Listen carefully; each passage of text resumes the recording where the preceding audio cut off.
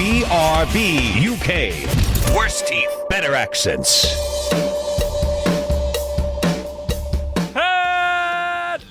Hello, and indeed ahoy hoy. Welcome. It's episode 463 of BRB UK, and looks a mercy, there are three of us here this week. The first of which is me. I'm Dan. I'm one of your hosts. The next one of these people is Coleman. Hi. How are you doing? And last and most definitely least, it's Timothy Hibbs. Hello. Dan's back. Yay. Yeah, I am. Already Yay. insulted. I feel like we're back in a comfortable groove. I had to go bloody solo for a show. I can only do I 5 would, minutes. Just to interrupt the hey, we're all back together moment. Today, as we record, is the 4th of November. Meaning, Well done. as this podcast goes out, if you're listening, the day this podcast goes out is the 5th of November. Yes. Mm-hmm.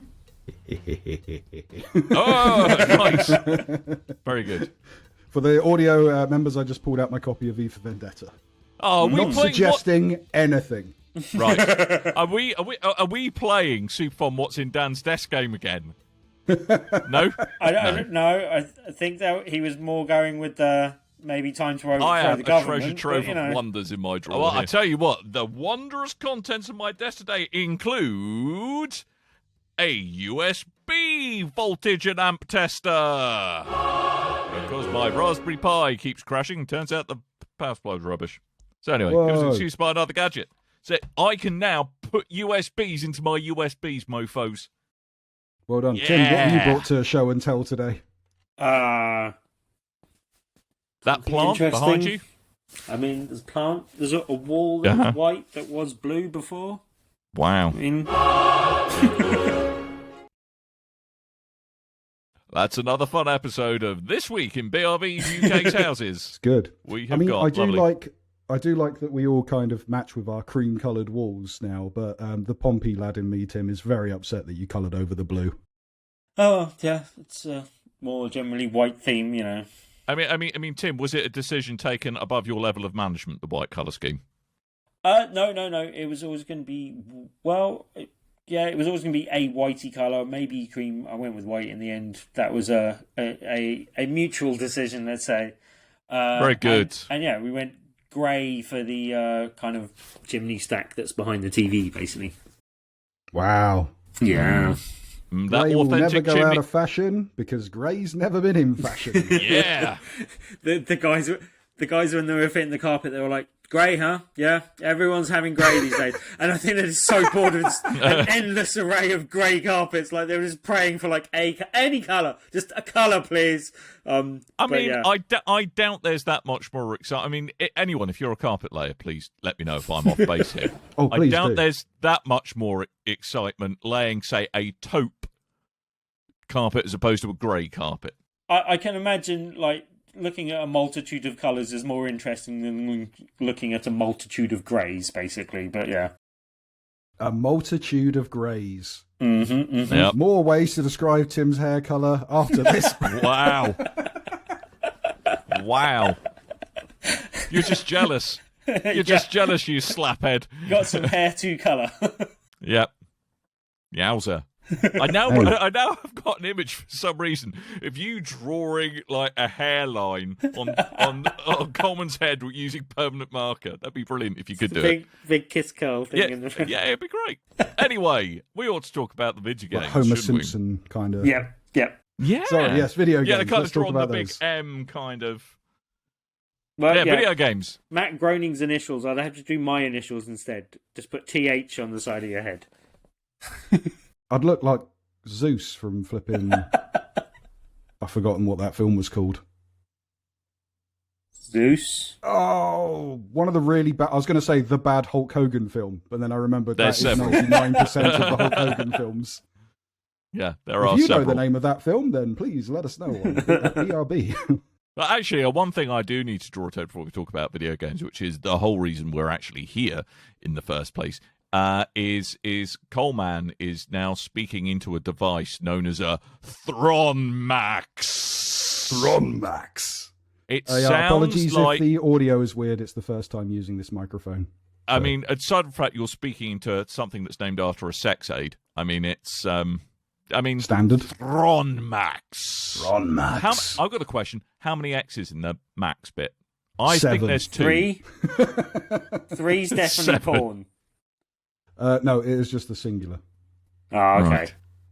I'll That's let kind of everyone know disappointing. if it's a good microphone next week, because I haven't edited using this microphone yet, so I can't actually tell. I'm sure they'll let you know as well, mate. I'm not sure Most they've probably, maxed their Max to the max there. They could have put more Max in their Max. With I have a question. At least one more X. Do they do a budget version that's just called Thron? No, they've got one that's called Thron Max, but without the Pro on it. Ooh. I will just, sorry, you can hear me shuffling about. It did come with a pop filter, and it's the nicest pop filter I've ever seen, but I have no place to put it now. Let's have a look. And it's like this massive, thick Hey, metal that mesh. looks like you ought to be recording an audio cast circa 1920. Yeah. So if anyone would like a monstrous pop filter, let me know. I've got the hookup. Yikes! Looks a mercy. Back Look in the at drawer. Coleman go with his ridiculously sized pop filter. He's a happy chappy. I think I should just continue speaking like this the rest of my life. That won't annoy anybody. Dan, that's how you normally talk. Did Yeah, you Really? know? Is you're it? not, Is you're it? not talking Damn. abnormally Oh, hang at on. all. So this is my podcast voice. Is that what you're saying? Yeah. And when I'm Ever not on the since- podcast, it's like, oh, hello, buddy. How you doing? Hi, look. Whoa. Looks a mercy. There goes Timothy Hibbs in the distance, skipping merrily about his life in East Finchley. For about 2 years now, that's been your main voice since we hit the Roaring Twenties. Yeah, it's true. I am in the Roaring 20. I'm not looking forward to the Great Depression coming up, though, but hey, you know, it's all right. Anyway, Shall we video games? Yes, let's. Who wants the video games first out of the video games? I want to hear Tim's Solitaire Conspiracy tales. Right. Well, although you may not have heard it before this podcast, I recorded before this podcast an interview with the lovely Mike Bithell, which will hopefully be out sometime shortly after this podcast. It's But coming. yeah, it's a Mike Bithell short or a Mike Bithell game in general, and this is one of their kind of smaller He's quite tall, productions. mate. I've seen him. One of the smaller productions from Mike Bithell games. I'd say up front, they gave me a review code primarily to capture footage for this show and for the review, but also so that I, can play it and talk about it on the show, which I'm now doing here. But yeah, basically, it's in a true Mike Bithell style, it's a very stylized and interesting take on a video game that you've kind of seen different things of, similar sort of things before. But this is very, put a little twist on the kind of gameplay and put the kind of, Mike Bithell's signature kind of woven story into the game, and also kind of very, as I said, very stylized, very nicely presented, very kind of crisp looking game, basically. But it's, as the name may suggest, it is a variant on Solitaire, basically. What? Yes, that's not the conspiracy. But yeah, like the actual gameplay itself, you've got 4 stacks that you kind of gather your crew in, to use the terminology from the game. But it's basically stacking an ace up to king in order on those 4 stacks. To start off with, especially, you have less than 4 crews at once. So you'll Terry, have one Tom. to start with, and then it'll add another one, and then as you go further through the game, you get to the point where you've got 4 crews at once, basically. And each crew has a power that you power up by moving the ace to the beginning of the stack. So the target, as it calls it, basically. But so you send the ace as you would, stack that up, move that out of the way, get that on its home base, as it were, and then you start moving the other numbers to it. As you move the ace, it powers up the jack, queen, and king of that suit that will then have a unique power, but that isn't always entirely helpful in what it does. By the power of Spade Skull. Is that what you get to do? That kind of thing, yeah. The power of spades. And there are the kind of standard suits that you're aware of, like diamonds and stuff. And that, diamonds, I think, if I'm saying correctly, Are forever. to a crew called Shine bright. Blood Legacy. And Blood Legacy does something that is generally annoying, and you have to deal with the consequences of it happening. Rather than utilizing it as a skill to help you, basically. And what they do is if you put them on a stack, they will. Oh, and I didn't necessarily explain. There's the 4 home sort of positions, and there's a stack either side of those all the way down. So you've got 8 stacks in total and 4 like home targets where you're stacking up the 4 different crews, up to 4 different crews. Right. So you form like like in Solitaire, you've got your 4 rows that you're trying to get ace through king on, and when you fill one of them up, happy times ensue. Well, no, when you fill all 4 of them up, that's when it does the little dance. Yeah, it doesn't quite, but it kind of expands open in this one. But generally, that means that you've won the round and you carry on. In each round, you can kind of go with the basic option that gives you a certain amount of XP. That is like you just have to solve the puzzle of. Basically, the 4 stacks have cards randomly and sometimes not so randomly assigned to the stacks. So you'll have, in various different order forms, like you'll have like king, 9, 3, ace of different suits randomly. None of those were my card, by the way. Yeah, okay. Randomly stacked on the 4 different stacks.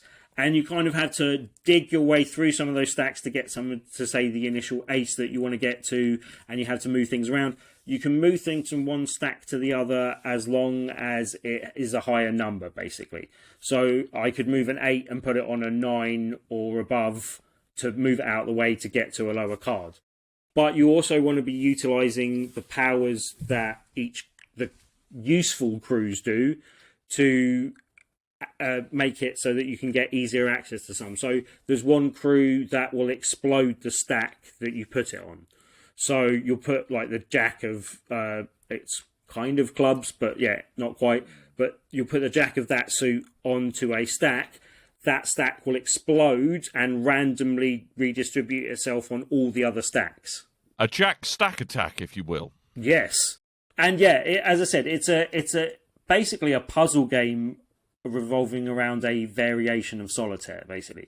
So you're trying to uncover, and as I said, you can do it for a standard amount of XP. You can do it with an XP boost if you say, I will do it in a certain number of moves, and it specifies the number of moves that you have to do that round in.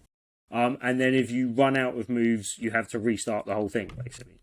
And when you are just going through and just doing it on the kind of basic level, it doesn't have that much challenge to it. Like, there's still a puzzle to be solved there, and you can still get stuck where you can't move any other cards because the cards that you're trying to move stuff to are too low compared to the one you're trying to move. And there is some strategy to that generally, but it really comes into its own when you're trying to be as efficient as possible, and when you either pick the I will do it in less moves. The one thing I noticed, and I think I'm correct in saying this, if you don't pick that option and don't go for the bonus efficiency kind of thing, and doing it in a certain number of moves, if you don't go for that option but still achieve that target on that level, it still gives you the bonus, which was quite nice. So, yeah, and the XP that you get, like, unlocks different kind of user interface colour schemes, basically. So yeah, there's various different like background colours and stuff that you can unlock as you go, and there's levels that you can do that are like sort of challenge levels that are, I think they're called recruitment, and I think that's where you get like different crews unlocked and stuff basically. But they also seem to unlock at a certain level, and there's bits there's like FMV introductions by like the main person, Jim Ratio as he's called, who's played by Greg Miller. That's the real conspiracy. Yes. Who keeps sticking Greg Miller in video games? Buzzing. And then there's a few other like recognisable internet faces playing some of the other positions as well. Alana Pierce and a few other people. Alana Pierce. And yeah, like I quite like the style of that presentation. The one thing I find really odd is Greg's like the main person, and I'm not used to taking him seriously. and it's like kind of like he's talking to you as though you're this operative that's like working with him and all this type of stuff, and like he kind of guides you through the story, but it's all as if he's talking to you and you're a silent protagonist basically.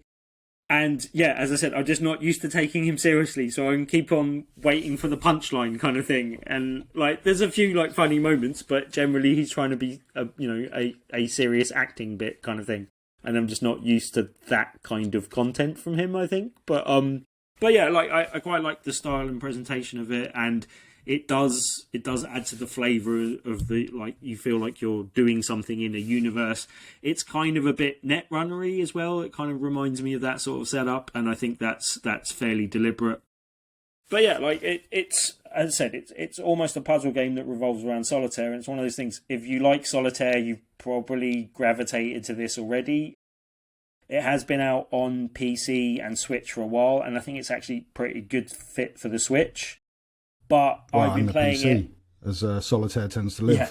Yes, and I've been playing it on Xbox Series S, where, like as we discussed last week, Coleman, this is a good game for playing on the go, even without your Razer.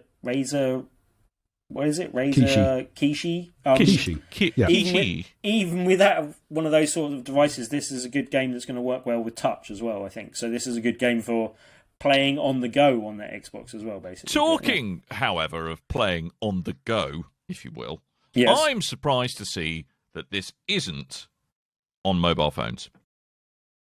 Yeah, I mean, as I said, that's why I think the Xbox has the extra selling point. We realised that when we were in discussion last week that it does actually have the app where you can play it, and it's got games that are suitable for touch, and I think this one is going to be one that works quite well in that environment as well.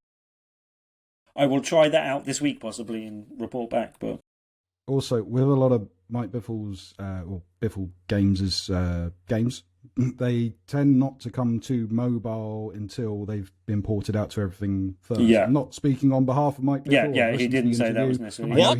He doesn't say anything about the mobile game or anything like that at all. But for instance, like Thomas Was Alone is available on absolutely everything, but it came to PC first, made its way to consoles, made its way to handhelds, made its way to phones. So it could be a case of that down the line. They are a small studio and they don't put everything out at once. As we're seeing here, it came to Switch and PC and is now coming to PlayStation and Xbox. Yeah. So Tim, I have one final question before we segue on to Pastor's New. Mm-hmm.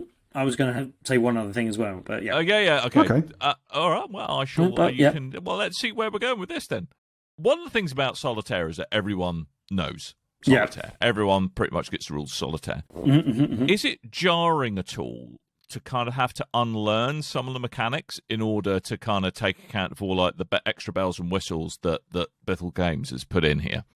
As I said, it plays more like a puzzle game that has solitaire, a variant of solitaire at its heart, basically. Right. And half the puzzle comes from the solitaire element, and the other half of the puzzle comes from strategic use of the powers and powering up those people.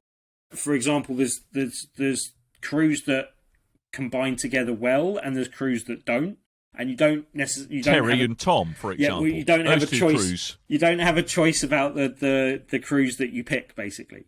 But there's one where if you use one of the powers, whatever suit you put it on, it will unload all of the things from the home, from the target.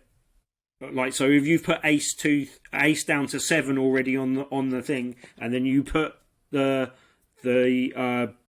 one of the powered up people on that suit, it will kick everything off that suit. So all ace to 7 will randomly distribute themselves again back on your stacks. Now, that's bad when you get to a certain point and you've layered things up. But it's really good if you want to get an ace off the stack to then get the ace back onto its home to power up that suit again, basically. So, yeah, you can, even the bad elements can be used strategically well to give yourself an advantage, basically. So and it's kind of managing the good and bad points of your crews to actually like give it some strategic depth. As I said, it's probably at its best when it is, I think, challenging and you're trying to do it efficiently and trying to go through the levels in an efficient manner and go for that extra XP bonus. But you don't really need that XP. And yeah, there's not that much to the progression. That's the one thing I'd say as a slight on the game slightly, but it is really easily playable. And the fact that you can just play it and take that challenge away if you get frustrated or stuck on a level does make it very easy to just pick up and play and want to pick up and put down. That's why I thought it might be a good fit for Switch or mobile as well, basically. I believe it's about £10. If Mike Bithel's looking up on Steam is reflected in reality and also elsewhere. But yeah, like for that sort of price, it's a fairly easy recommendation. If you've liked some of Mike Bithel's games before, I would say it's probably most like Volume from everything else that he's done before. And the story side of things a little bit. Gameplay wise, it's totally different, and I think Mike has shown his hand quite well in see what we did there. In like always being able to like sort of, you don't necessarily know what's coming from him next, and he said exactly that in the interview. Like no one will guess what his next game is in terms of gameplay style and what's going on with it. I think you could like earmark a few things as well. That will probably be the case for a Mike Bithell game. Like there will be a story element to it. It will be well presented and all that type of stuff. It will be quite stylish. But other than that, you can't really say what the next game is. And I think that was the case going into this one. This was a bit unexpected from him as well. First-person septuagenarian dating simulator. That's what I'm gonna. That's what you're predicting it. That's what I'm going for. Mike, prove me wrong. Half-Life 3. That's what I think he's working on. Yeah. Wow. You won't see it coming. That is a good reminder. Because I was thinking, I wonder if Volume's available on the Switch. Have they ever ported that? No. It's I might have to dig out my Vita so I can play some more Volume, because I've got a hankering to play that game since the interview. Yeah, you could probably play it on your PS5, no? I mean, yeah, but I want to take it out and about. That was a game I used to love playing on the tube. So it's got VR levels as well, though, don't forget. And you can play VR. But yeah, I'm over the whole fad that was VR, Tim. VR's dead, didn't you know? Oh, okay. Wowza. How to wind up? Is that up, because I finally caved and got a VR headset and everyone's just like, nah, now Dan's interested. Also, it's jumped the shark officially. I like Tim says, I'm not buying an Oculus because you have to have a Facebook account to sign into it, so I don't want one. Dan buys one begrudgingly and still signs in using a Facebook account, and then they go, hey, now you don't need a Facebook account to sign into Oculus. Yeah. Well, only because you now need a Meta. You now need a Meta account now, and you have to send in a blood and stool sample and your last. Oh, really? I had to send in some other samples. Yeah. Anyway, yeah, Solitaire, Biffle Games. Doesn't contain the Carpenter's song, and be sure to listen out for the interview that is coming some point next week. If you're listening to this the day it comes out. If not, if you're listening on a Monday onwards, some point this week. Where you can hear Tim say the one thing you should never say to a developer: how much is your game? Because then they go, I don't know. I don't pay for my own games. How do I know? Yeah. Oh, Timothy Hibbs. That's a question you can get away with PR people, but not with the actual head developer of the game. Excellently. Dan, you've been playing a little bit of Unpacking. I have been playing a little bit of Unpacking. Now, so just to put this in context, I've spent not an inconsiderable amount of time wistfully gazing at the Forza Horizon 5 icon on my Xbox, just wishing it would unlock magically. I know. I want to play. The early reviews are out for Forza Horizon 5. God, it looks so good. I cannot wait. Cannot wait for it. But anyway, Dr. Dan. Yes. Will you be playing on PC or Xbox Series X, do you think? Or maybe I'm going to be playing on a combination of both. Ooh. I feel it is my role to let you know what differences, if any, exist between the PC experience and the Xbox Series X experience. Yep. I'm going to go a combo. Being Coleman will S. Well, I was going to go a combo of S, PC, and Game Pass. Fun fact, though, when I was Googling to just see what the early reviews were like, or trying to compare, see if there's any early reads on Series X versus PC, or Series X versus S, or Xbox One. Yep. So people are evidently Googling in high enough numbers Forza Horizon 5, PlayStation 5. Brilliant. I hate to break it to you, that's never going to happen. All right? No. Sorry, guys. Sorry. Sorry. Just not going to happen. Anyway, enough of what I've been doing whilst waiting for Forza Horizon 5 to unlock. Well, actually, no, not enough of it, because I was talking about what I was doing while waiting for Forza Horizon 5 to unlock.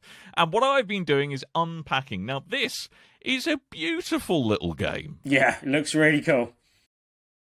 That's just come out on Game Pass. Is also going to be available via the Humble Store and Steam as a result. And it's published by Humble Games, who are doing, who started off with like the Humble Bundle. They're very much invested in kind of donating for charity.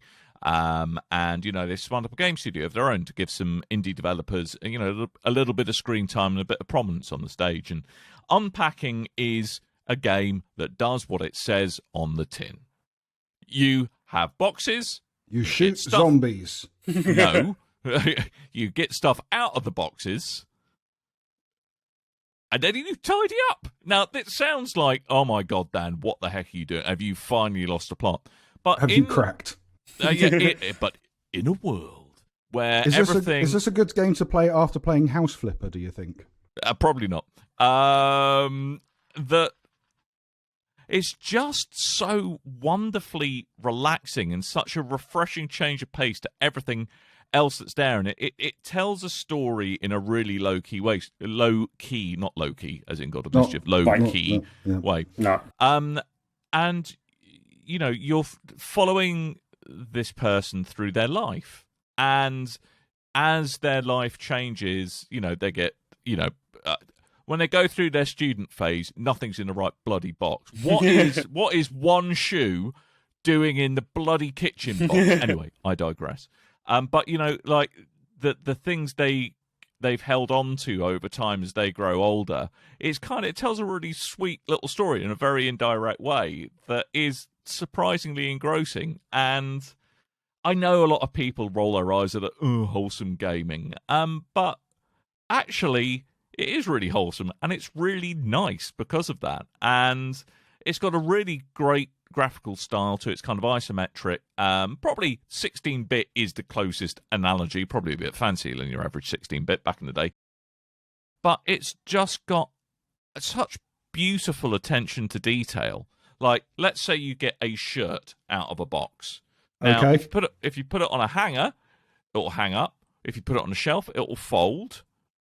All these little things. It's just loads of little bits of attention to detail. And apparently there's over like 14,000 Foley effects. So they've recorded what sound things should make when they get put on a wooden counter as opposed to dropped on a bed or as opposed to chucked on the floor. And yeah, I so totally didn't expect to really love this game. But it's just a really nice tonic for... I think probably the world in which we live at the moment, and it's such a great change of pace from a lot of other stuff that's been out there at the moment. I mean, it's it is what it is. It's not going to have it's probably not going to be a barnstorming commercial success, but critically, I think it's a great little exploration in kind of very light puzzling that tells a really nice an engaging story that kind of comments on the things that are important to you throughout life and how they change. That I think is actually just a really, really great little concept. Yeah, love it. This game has apparently brought rise to a new kind of, oh my God, I'm so depressed at how old I am meme on the internet. If you remember like the likes of, you may have seen someone has a floppy disk that they've taken a picture of and goes, oh my God, one of my students just asked why I 3D printed a save button. Stuff like that. This one has brought rise to that, where younger members of the gaming public. Should we call them whippersnappers? Let's call them whippersnappers for the sake of argument. Pictures on social media of there is a GameCube in the game, and they go, "Oh my God, what is this? I don't know where to put it. What is it?" Wow! A lot of people going, "Oh no!" Wow. I mean, it's. On that note, the other interesting. Not even a SNES, the GameCube. I know. I'm trying not to think about it too much. I mean, it is slightly worrying. People, at least they're not flipping out about CRT monitors. Why is that monitor so big? But to be fair, like a GameCube out of context did look weird compared to most video game consoles throughout history. No, I think it was the handle. The handle throws them off. Is it a lunchbox? The handle was awesome. The handle was awesome. I want a handle on all my consoles. Made no sense.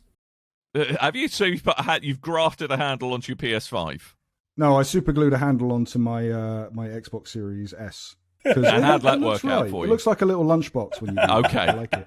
Nice. Well, actually, it doesn't look like a portable speaker already. So putting a little gives you that handle professional look, does it, Coleman? It does. Gamer on the go, being a professional kind of person. But I mean, I think the one interesting thing on that note about not only, oh my God, how blooming old am I, is that there's actually apparently weird cultural differences that have come up with, like people writing in going, why can't I store stuff in the oven? Which is actually quite a common thing in Asian households where houses tend to be so small, the dwellings tend to be so small that actually that's a viable storage place in the kitchen. So it's really interesting that it's kind of picked out those kind of subtle cultural differences as it's been released across the globe. But yeah, love this game. Really, really great little game. Yeah, when you live in kind of student lodgings or London, then you tend to use the oven to store any kind of tin goes in the oven. Because let's face it, you're not using the oven for anything else as a student. So I never did. Yeah, I've downloaded Unpacking. I haven't played it yet, but it looked really cool. I've seen people with a GIF type thing. Is there some sort of way of replaying how you've unpacked things or something? I haven't got that to that level of detail so far yet. But I would be really interested, Tim. Yeah. What we ought to do is see what our different styles are with unpacking. Just see. I think it'll give us an interesting little insight into how our brains work. So I've had a good month or so of generally packing up my lounge, unpacking my lounge, and moving boxes. You'll be a pro then, mate. So yeah, I should be well practiced. But yeah. Anyway, a nice relaxing time after unpacking to unpack. That's part of the reason I didn't dive into it. That and playing Solitaire Conspiracy. But a friend of the show, Rick Lafar, he's currently just moved house, and he sends me updates of all the pictures of just stacks of boxes in packed or unpacked state. So I might just send him a link to this game and see if he just falls down in a seizure. Gives him an overload. Although it is a potential kind of relationship tester if you're found playing a game that is unpacking boxes in preference to actually unpacking the boxes. Yeah, I'm not sure that's going to go well. Could be a bit tricky. Could be a bit tricky. The relationship tester is Overcooked, as I discovered. Yeah. When we're not allowed to play that together anymore because I get shouty. Fair enough. I am apparently quite Gordon Ramsay when I play that game. So really, donkey, kick the fucking chicken. Anyway, what about the bones? Can I just say I want to mention something quickly as well? Unpacking is the latest in a long list of things that I now need to catch up on Game Pass. This. I've downloaded Backbone, which I was quite interested in playing. That looks quite cool. Project Wingman looks quite good. I haven't downloaded Bassmaster Fishing, but that looks good. The Forgotten City. Can I just say Bassmaster Fish or Bassmaster Fish? Bass, it just I think absolutely tickles my funny bone how Bass, extreme they're trying to make fishing look on the cover art for that game. Yeah. It's amazing. It is bass as in fish, not bass. Yeah, bass. No, it isn't bass. Bass. But yeah, the Forgotten City looks really good, and I've heard really good things about that, and I've downloaded that and haven't started yet. And Alan Wake's American Nightmare I've never played and downloaded, and that's on my list as well. That's going to be a shock to the system playing it 13 years after it came out. One good thing I own that game and I've never started it. Yeah, the one good thing about what's the name coming out this week that we were just talking about that I've now completely forgotten the name of Horizon. Solitaire Conspiracy. What's the name? No, Horizon. Oh. Forza Horizon 5. The one good thing about that coming out this week is I can delete the old game to make space for the new game because I have no room left on my hard drive and lots of games I don't want to delete. Yeah, I think I need to buy an external hard drive, and I'm thinking external rather than one of their plug-in internal ones just because I'll get lots more for my money. No? Only launch legacy games off them, though. I think that'll be okay. I think between legacy stuff... If I just clear off all the legacy stuff and can have storage for recording video stuff, which we will get onto in a future thing. But yeah, that's been a problem this week. Recording in little chunks is not so good, so I want to sort that out so that I've got a bit more room for that as well. Little Chunk, he's the DJ for MC Sprobble Dobble, I believe. Yeah, boy. But I have a question about this, though, that may help our listeners as well. So I thought I'd put it to you two and see what advice you can give me on this. So, Don't do it, Tim. Am I correct in thinking that if I just get, say, a 2 terabyte hard drive, and if I'm only planning on storing legacy stuff and video stuff on it, I don't care about it being an SSD? Yes, I'd say that. Well, I mean, it's an SSD will be faster. I mean, there's enough bandwidth on a USB 3 connection where you would notice the difference. And if you're primarily using knocking about, I could send you that. Yeah. Oh, look at you making it rain. Oh, and it's red. I've got terabytes on terabytes, mate. Because I saw a quite cool Seagate one that's 62 quid that matches the Xbox, and it's made for the Xbox One, but I was thinking that's probably gonna... But then they've got quite nice ones with Halo designs and stuff on them as well that I was checking out. That's only a few quid more. I really, really, really... Whilst it's nice to have one that indeed does look like that. Yeah. I mean, just as long as it is a USB 3... And that's what I was going to ask. It's 3 and not 3.1 that I need to worry about, yeah? Well, they have on the S, I think. Oh, that's one thing I wanted to double check. Specifications on the Xbox website. That's the one thing I was going to double check before I ordered it. Basically, so that's one thing I wanted to know. But the question I had for you guys was just, I think I'm correct in saying I don't care about SSD if I'm not planning on putting content from not for legacy stuff. Yeah. I mean, because I've just kitted out. Well, not just, but when my one arrived, I kitted out the 2 Xboxes with 2 terabyte regular lacy drives, and that works. Nice! They fine. go lovely with the doilies, I find. Because LACIE. Yeah, I figure if I just give myself a bit of extra room and can move off all that other stuff, then I can make do until the plug-in ones become a semi-reasonable price at some point, or a more reasonable price at some point. Yeah, I mean, you can get a 4 terabyte external drive for about 100 quid. Exactly. So, but I think I only need 2 if I'm only storing anyway. But yeah, I will say we're very close to Amazon Black Friday deals, and that is an excellent point. The other hard thing. Drives are in there. Yeah. So I might wait till then, basically. But Tim, if you're literally using it for legacy storage, running legacy games off, if you're going to be launching a lot of games off it, I would probably say pony up for an SSD. Yeah, but if you're primarily using it for archive, you'd be surprised, Coleman. You'd be surprised. Maybe I just don't have this problem because a lot of the games that I'm playing are on PlayStation 5 and the legacy games. Drive. Well, you don't. It doesn't have the quick resume that you have on the Xbox. So it's quick resume as in one game, not several games at once. Yeah. I mean, but I think what it comes down to, if you're going to primarily using it for archiving and for a place to record game captures, a standard hard drive will be fine. If you anticipate launching a lot of games off it, then it might be worth looking into an SSD, would be my personal advice. But what I'm thinking is, to save myself a bit of money in the moment as well, get the non-SSD external, plug that in. I've got that for legacy stuff and for video, and then eventually, some point in the future, plug the little internal one in to solve my problems and be able to buy a more expensive, bigger one of those to do so. I've got both of them, and I've got even more storage, which is the only problem with the S that I found, is having to keep on deleting stuff and moving stuff around and messing about. But yeah, indeed.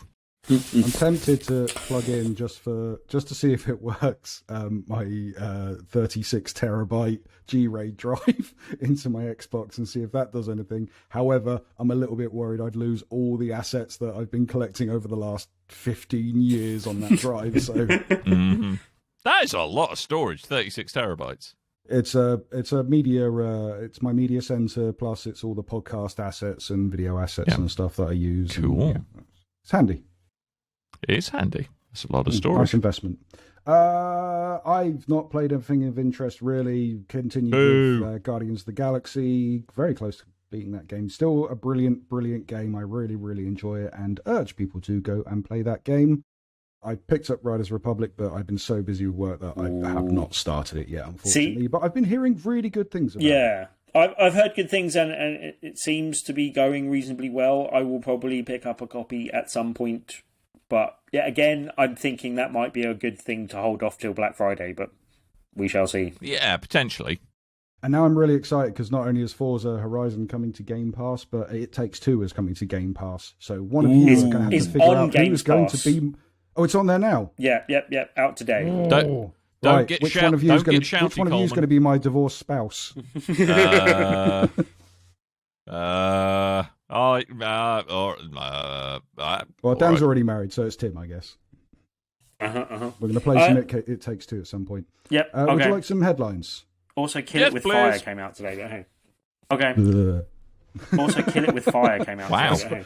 But hey. I'm not sure if that was a good noise, or a really good noise, or a really bad noise, Cole. It's a game about killings. Yeah, killing spiders with a flamethrower, which I really don't like the look of. But also, that sounds amazing. Yes! There's, as they seem to do with games with spiders in now, there is a arachnophobic mode which just blurs out all the spider. I think it turns them into little squares or something, so they'll attack you instead. Does it put the pixelated porno filter on them? That doesn't help. I mean, if you're gonna, don't make an arachnophobia mode for a game about killing spiders. That's the whole point of the game. Turn them into, I don't know, slimes or something weird. Anyway, a couple of headlines for you. Yes, please. So there was a Take-Two earnings call on the Wednesday of this week, which not to be confused with It Takes Two. No, Take-Two, the company. Just Take-Two. Oh, Tim's getting his Strictly on. Them that own companies. I meant the game we were talking about, and 2K stuff and all that kind of stuff. But anyway, they had a big earnings call on Wednesday, and they announced that they're gearing up for some really big releases in between April 2022 and March of 2024. And they're looking at over 60 new releases, 23 of which they're calling immersive core titles. So along the lines of your GTAs and your Red Dead type level of game.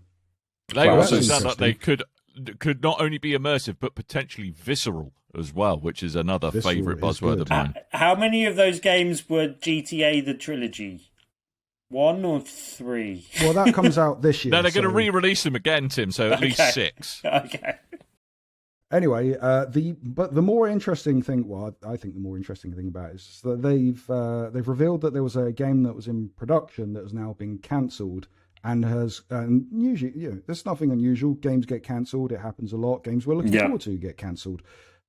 Usually the ones we name are the games we're looking forward to. Yeah. Because it's the earnings call, they said how much it cost to that they've sunk into this game that has now been cancelled, which we never hear of.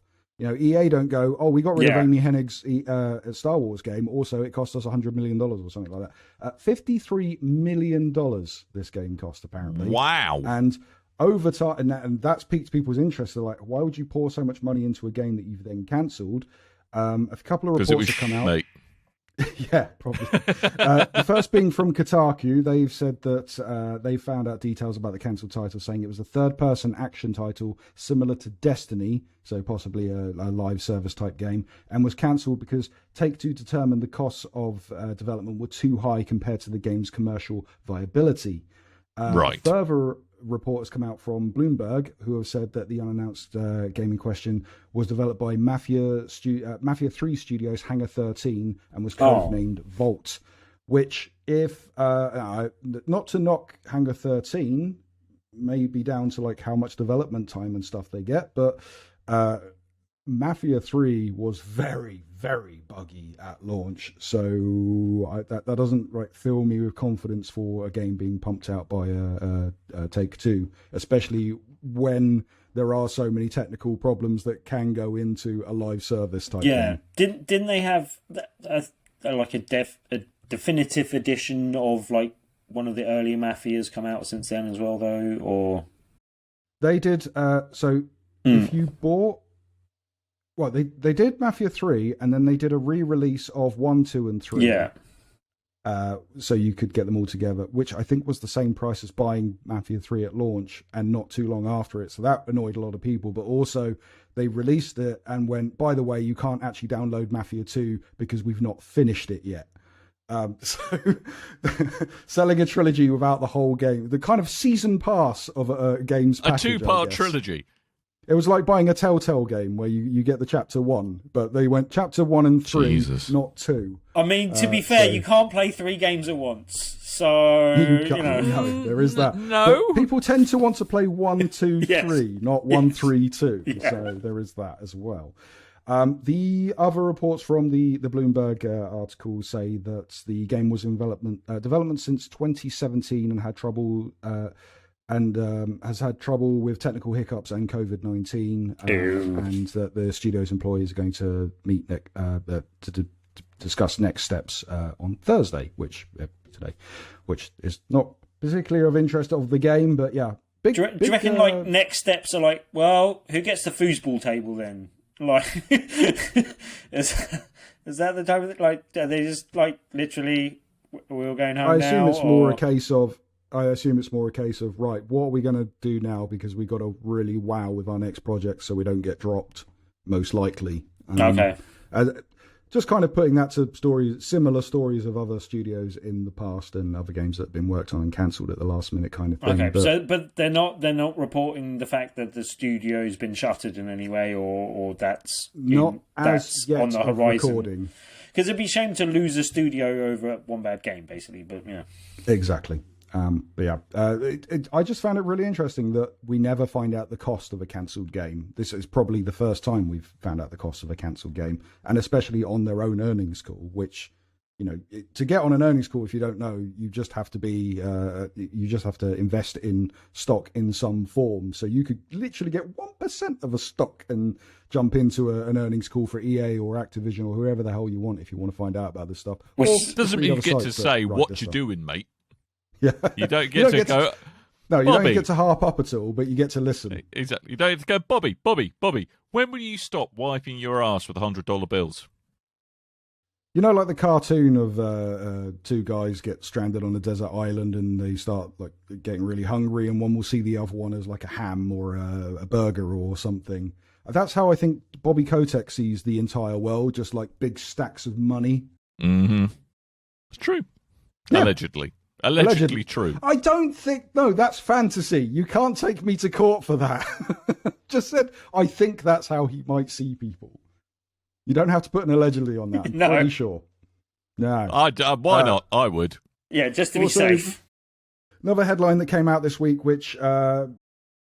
vastly forgotten at this point. I put this on the agenda like on Monday, and now it seems to have completely gone out of circulation. But if you didn't know, Sega and Microsoft have announced a strategic alliance. Oh, that sounds exciting. Games. Is it a turn-based game? Well, it got a lot of people really excited because there seems to be this weird internet conspiracy that Microsoft is buying Sega, and it has been going for about 3 or 4 years now. I don't think it's happening because it would have happened by the first time this rumor happened.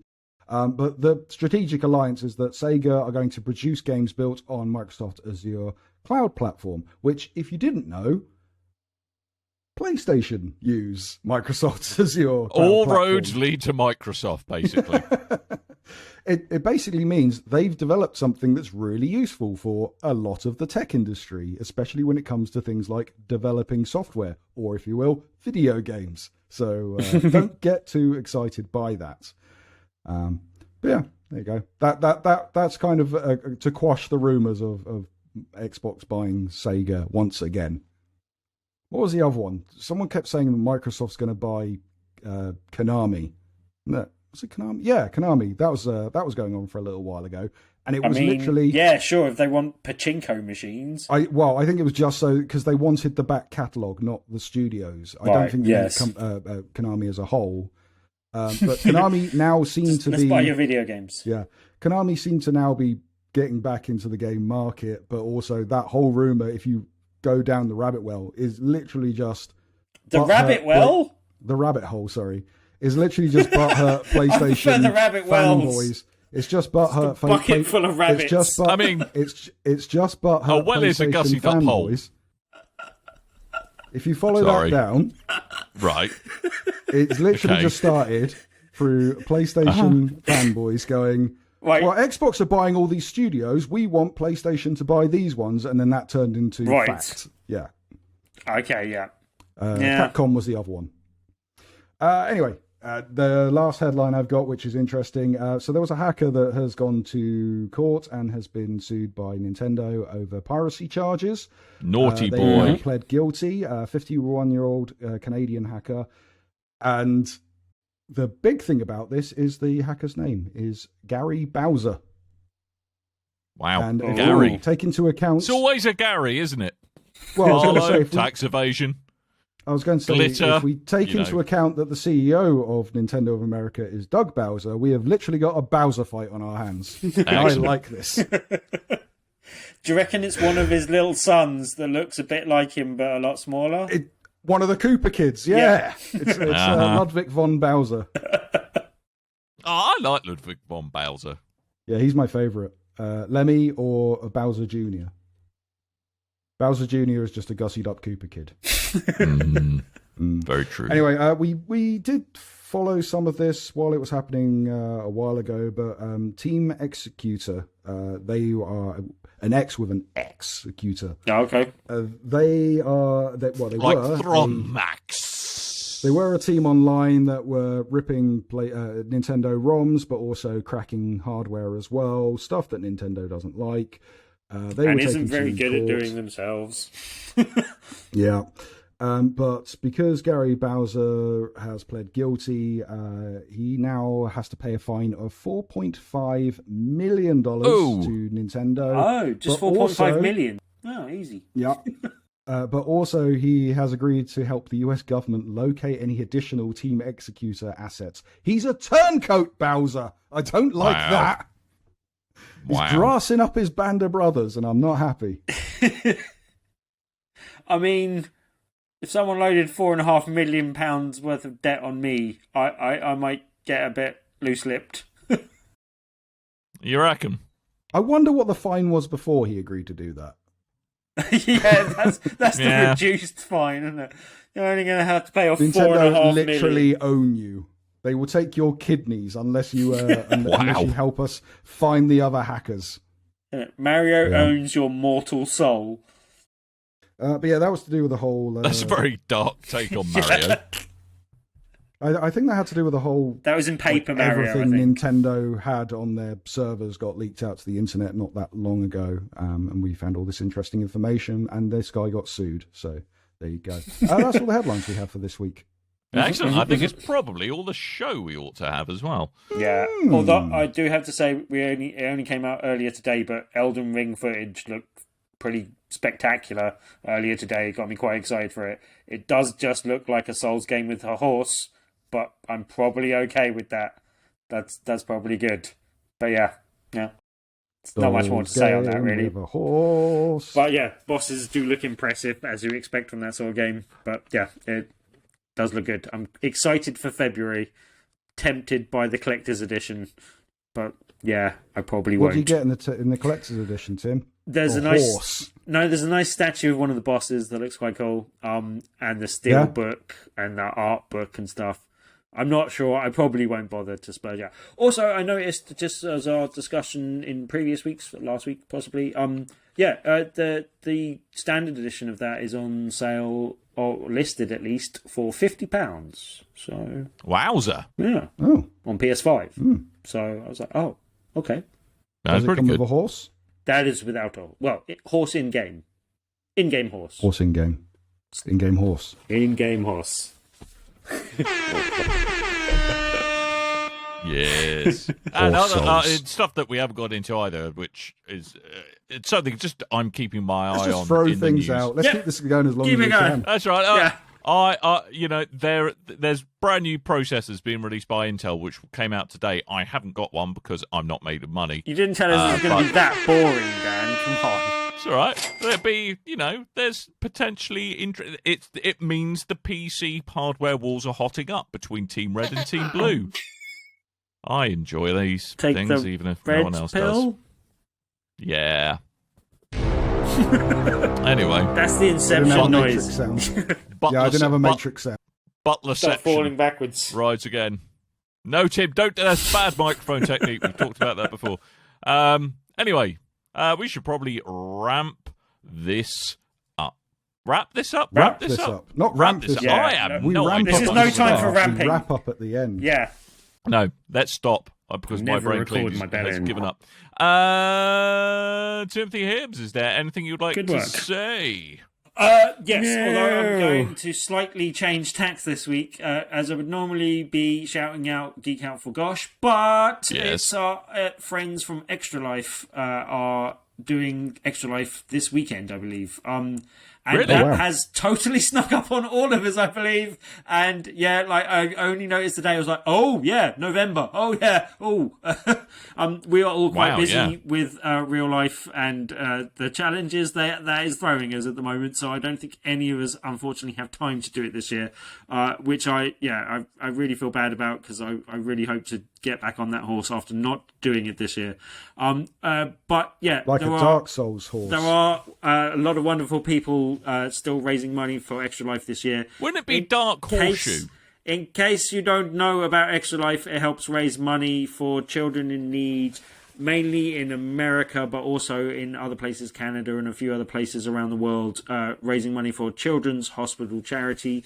It is a really good cause. It's something we've supported for years and years and children years. That are in need and not children in need, which is a separate charity. Separate thing altogether. And probably wouldn't want us supporting them. No.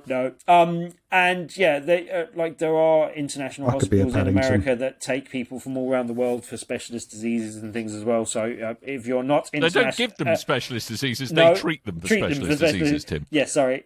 So yeah, if you're not American inclined, there is still a reason to help raise money for these hospitals as well. Don't give money to those hospitals which give people diseases. They're rubbish. No, they're bad hospitals. But yeah, our old alumni DMED is doing Extra Life this year, so I'll be retweeting some of the stuff that he's doing. I already retweeted something, I believe, on my Twitter feed. So go check that out and check him out and sponsor him. Or find someone else that is doing Extra Life. I believe all the Kind of Funny guys are doing Extra Life again this year, and a lot of the American people as well. So please go along and do what you can to support them. Follow DMED.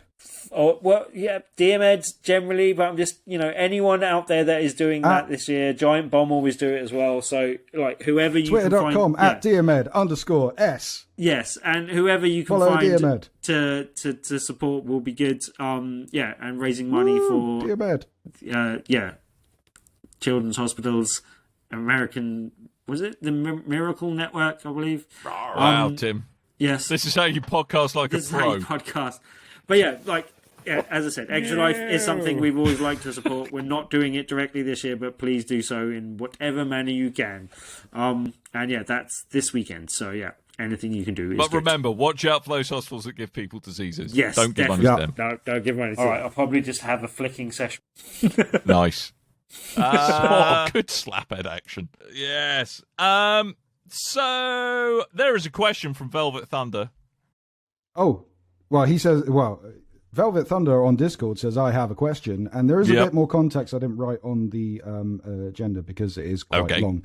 But he said that in regards to, there were some sales charts. So, for instance, Guardians of the Galaxy, which came out last week, it's number 2 in the sales charts, and 63% of those sales are on PlayStation 5, 19% on PS4, and 18% are on the Xbox. Now, what Velvet Thunder is asking is, do you guys think that Game Pass is conditioning its players not to buy games? Now, one interesting part about that is that Avengers has come to Game Pass and suddenly shot up in the rankings because of it being available on Game Pass. And I will admit, I think we've said it on the show, each of us at some point, looked at a game that has come out that you've had to buy and gone, I might wait for it to go to Game Pass. And it is something we've definitely done before. We've gone, well, it seems to me like a PlayStation Plus game or a Games with Gold game. And that seems to be what Game Pass there is the wider philosophical point, gentlemen, of if you buy a game digitally, do you actually ever own it anyway? And does it show up on the sales charts? Is the other problem. But it's also the other thing. Yeah, I think the wider sales charts only follow the physical sales, not the digital sales. So that might be where this pulled from. Also, the PlayStation 5 does have a larger install base than the Xbox at the moment. Yeah, and is that Xbox combined across platforms as well, I presume? I think it's X and S. I'm not sure. Okay, I'd have to look that up. But there was a similar thing with Riders Republic, where Xbox is the lowest seller. I mean, all I would say is, and with respect, I think this question's asked in a slightly loaded way. Yes, because conditioning is doing a lot of... Yeah. I mean, do I think that they're trying a new way out for people to engage with gaming content? Yes. Does that blur the line? Does it mean that technically you don't own anything and that you are restricted to whatever is still in the shop front at the time of your subscription being live? Well, yes. But for some people, that may be the way they want to engage with games. And for me, like even with Forza Horizon 5, I mean, usually I go and buy the deluxe bundle of the Forza Horizon games because you get the VIP early access, you get all of the DLC thrown in, and usually that's about, 85, 90 quid. But with Game Pass, I only have to buy like the add-ons bundle, which is like 35 quid. And being a first-party title, you don't have to buy that. You didn't have to buy that then. I didn't have to buy it. You man has to have into that sentence. Exactly. Dan, look, it took us an hour to get to this point, but we've got to tell you now, this is an intervention. And you don't have to spend the money for extras for Forza. No. Why? I want to just play the base game. You don't have to play Destiny every week. Yeah, no. To be fair, if you were, I'd say this every single time. Sorry, Diwali's happening in the background here. It's okay. I think that's understandable now. What was I going to say? Yes. You're going to tell me how it's okay that you play Destiny all the time. Yeah. It is okay that I play Destiny all the time. Medically approved by you, yes? I'm not saying I'm medically approving it. I'm saying that the amount of value per unit time I've got out of Destiny is probably pretty good. Yes, we're not doubting that at all. Whether or not that's time well spent in a more general... Maybe whether or not, that is... a good use of my time is a completely different question. That's another question. Right? But wait, anyway. Also, slightly returning to the question as well, as we said, conditioning is doing a lot of work in that sentence that I'm not sure we're necessarily being conditioned, but there are times where, like, Outriders is a game I possibly would have bought had it not been Game Pass on day one. Why would I buy it when that's the case, kind of thing? And then, there's other games that just don't give you the time to buy as many games. At the moment, I don't feel the need to buy the 2 games that have come out this month because I've got 8 games that I want to play at the moment, type of thing. So, show off. That's just no one told me there would be boasting. But the one thing I think it comes down to is Xbox have made it, and we've spoken about this before in general, so I won't go into the major point of it, but Xbox have given you a reason to want to own an Xbox in this generation that you didn't have in the last generation. In the last generation, if you wanted a second console, it was more advisable to go for the Switch because it offered something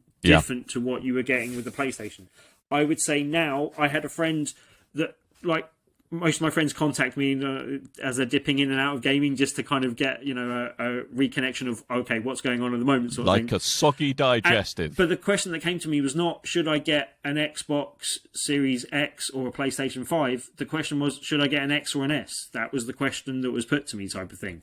And well, my one is, a lot of people do come to me and go, oh, you know about video games. Yeah. Where do I get a PlayStation 5? I'm after a PlayStation 5. My son's after a PlayStation 5. My daughter's after a PlayStation 5. I'm after a PlayStation 5. Everyone's after a PlayStation 5. And every time I go, are you sure you don't want an Xbox Series S? Yeah. They're cheaper. Unless you really need the 4K gaming, it still has the upscaling and stuff, but I think it's decent. There's this thing called Game Pass, and explain what Game Pass is about. If you're after your FIFA, you get this much free FIFA out of it. Yeah. And more importantly, it's so much cheaper, and you can walk in a store and get it. Yeah, well, it's available. But that was the thing as well. He said, "Oh, what games should I buy? What games should I buy with it?" And I was like, "Don't buy any games. Just buy Game Pass." Like, he's a massive sports gamer, so having all of EA's library there for him is like, okay, that's cool. And then everything else that goes on top of that, Bethesda, and he's got a kid, so kids games and all that sort of stuff. Was it on FIFA? You get like 10 hours free, and then at that point you get a discount for buying the full game if you run out. So, and I think 10 hours is enough to work out that it's exactly the same as the previous year's game. But I also think some people like that. Yeah, but Game Pass gives you the opportunity to try a whole smorgasbord of different games. And then if you do... smorgasbord, good word. Like, there are a lot of them, like Forza, that will stay on there and be, like, giving you value going forward. But there's also a lot of games, like you say, if they do go away from the service, they're often on sale. And if you've found out that you really love it that much that you don't want to lose it, then buy it. That's what I did with City Skyline, I think it was, that I bought, because it went off the service at one point and then came back on. I will say, to kind of put a bow on the question, is Game Pass conditioning people not to buy games? I would say it's not. It is possibly encouraging them in the same way of, I get really annoyed if Game Pass if Games with Gold or PlayStation Plus comes out and it has a game that I own.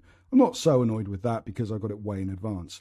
If, like this month, where they've put out the PlayStation Plus games and they've added extra VR games in there, and apart from the one PS5 game that I did not care about, I own everything on that list, and I'm really annoyed with that. See, I don't own 2 out of the 3 VR games, so I was quite pleased with that. Yeah, and it's only because I get them, so I can talk about them on the show, or we get sent them. There's things like that. I wouldn't say it's conditioning players not to buy games. It's maybe incentivizing people not to buy games, because you may get a game on Game Pass, and before the game is off Game Pass, you might have got bored of it. You might not play it. You might come back to it later, and it'll be a cheaper price. However, it's bloody good value for gaming. I think it's incentivizing game companies to go in a much more consumer-friendly way, which I wish that PlayStation would just... If out of anything PlayStation does, I wish they would just rip off Game Pass in the same way. Yes. All our first part... We've got PlayStation Now. We did it as a streaming-only thing. That didn't work. We let you download your games. We've lowered the price. All they need to do now is go, okay... now all the first-party games, they're going on there, and I would be a subscriber day one from that point. Yeah, that makes sense. I don't know how closely they've protected the rights to do an exact style, the similar style of service. Whether that's making PlayStation hesitate, or they just don't feel I don't think that's the issue. I think they just don't. They feel that they don't need to, and they probably don't, to be honest. So well, I mean, look, just to kind of tie it all up. I mean, I think at the end of the day, if Game Pass conditions players to do anything, it is conditioning them to explore other ways to find games they want to play. I also think it and will is reduce... that a bad thing? No. I don't think it is. I also think it will reduce buyer's remorse, which will actually help purchasing video games in general, because a lot of the time, if you invest 60 quid in a game and then don't play it, like there will be a lot of people not like us that won't return to gaming because that they got stung and they felt they got gypped and didn't return to gaming in general.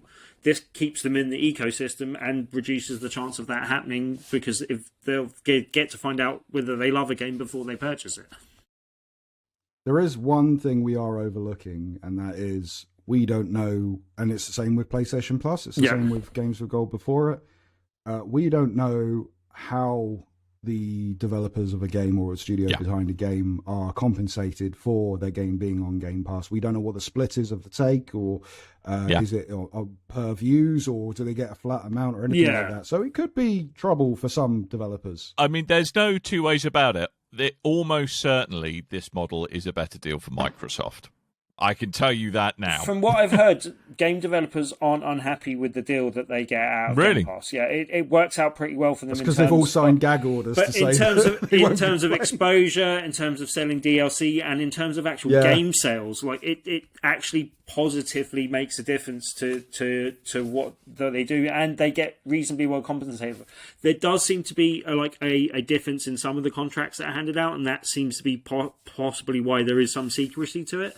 But from what I heard, especially when it comes to re-signing a deal, but generally it seems to be that there is always something related to the amount of time games are interacting with your game that will get you some form of bonus. And so, like, developers are incentivized not to just release a piece of crap that's gonna, get a download, but not gonna get playtime, basically. Actually, I think what it does, it changes the metrics by which a game's success is measured. Yeah. It becomes a lot more about continuing user engagement rather than an upfront pay. And does that have a knock-on to the monetization models of how they do games? Do games then segue into being more of a service rather than a product? And that's a whole other conversation. Yeah, and but I think that helps DLC development and lots of other stuff. But yeah. Also, I like that in the media, a term that I hated that got used a lot for Game Pass when it first came out was the Netflix of games. Yeah. Now Netflix have literally just launched their games app. So I know, right? God, that's another bit of news we haven't talked about. So now we can't use the Netflix of games. Sorry, I totally forgot about that one. No, that's all right. I tried to find some games on it the other day. Yeah.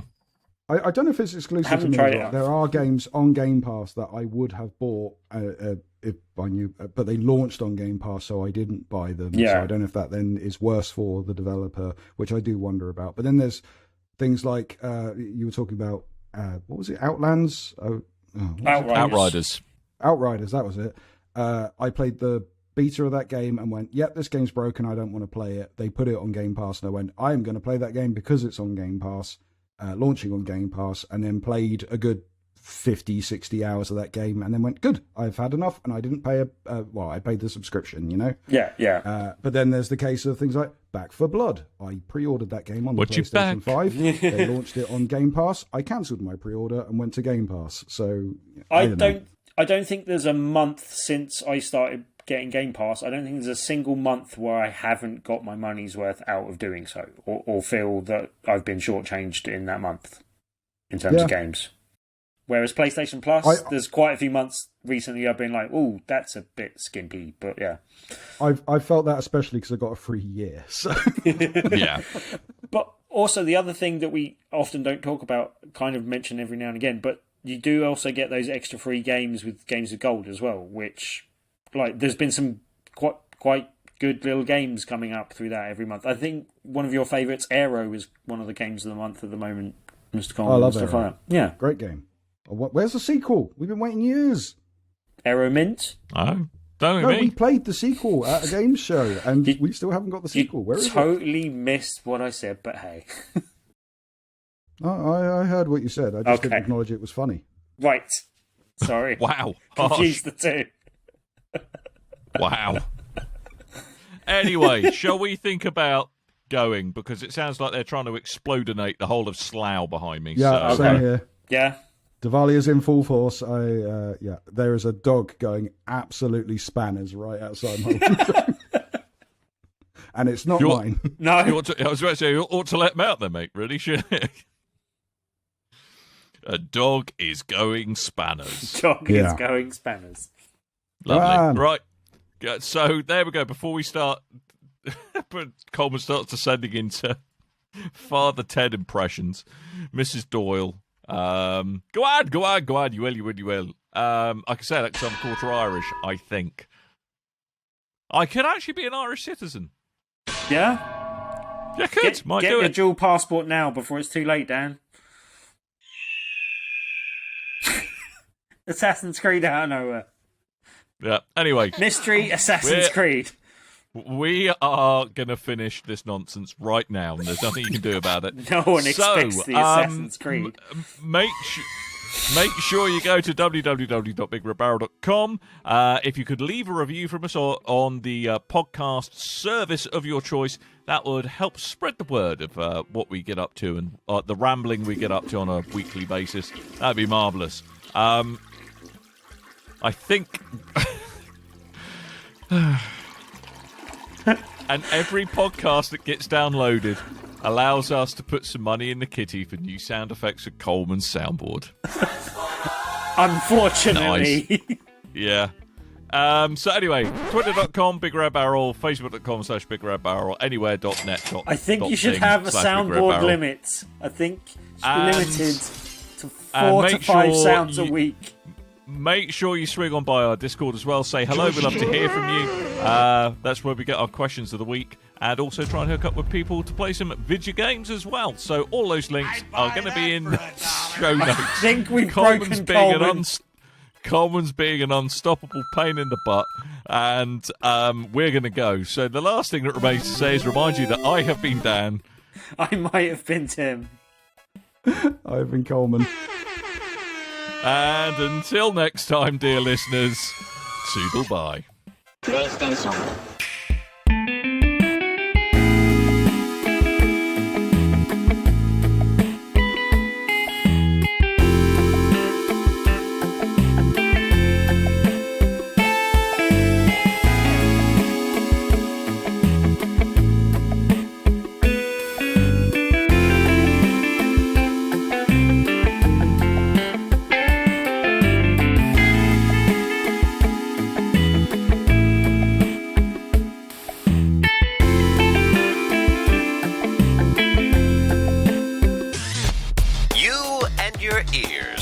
Quite welcome. For the podcasting goodness that you just heard.